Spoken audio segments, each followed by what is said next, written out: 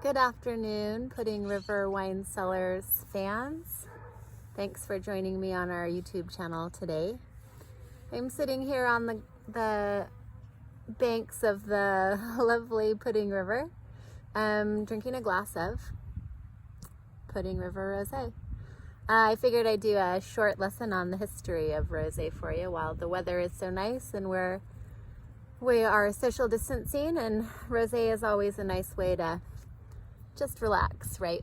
It's vin de soif, otherwise it's just something good to drink, served as an aperitif or on its own.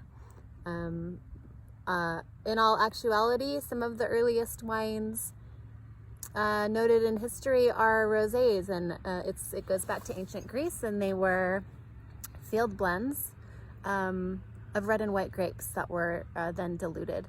Red wines were often too tannic and bitter for people to even drink, so they would dilute it with a little bit of seawater or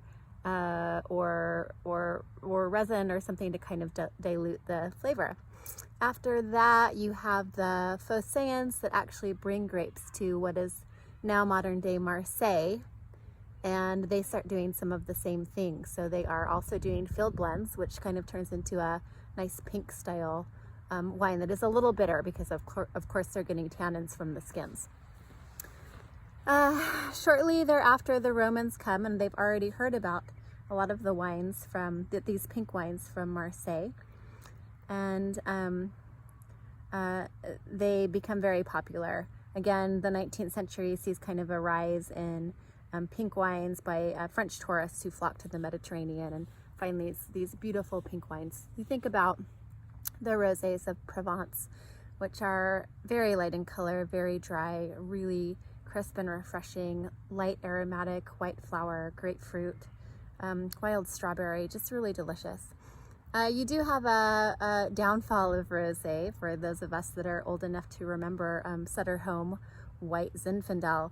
And it wasn't so much that. Americans actually flocked to the Sutter Home White Zin because they loved the sweetness of it, which was reported to actually be an accident where there was a stuck fermentation and it remained a little bit sweet.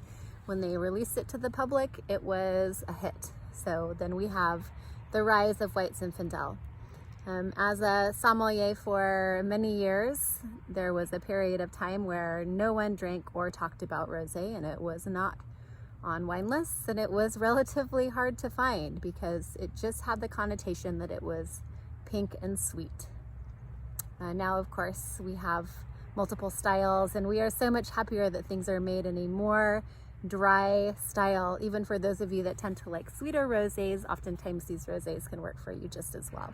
The Pudding River Rosé is 100% rosé of Pinot Noir. It is from our estate, all Pommard clone. So really beautiful color. See?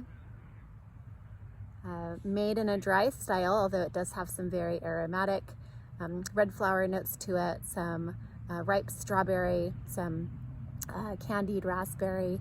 But then on the palate, I definitely get quite a bit of dryness, not too sweet, with a little bit of ruby red grapefruit, which I always kind of catch on the back palate, but really great acidity and just a really fun wine for those of us that are sitting by the river, having a glass of rosé. Today is a perfect day.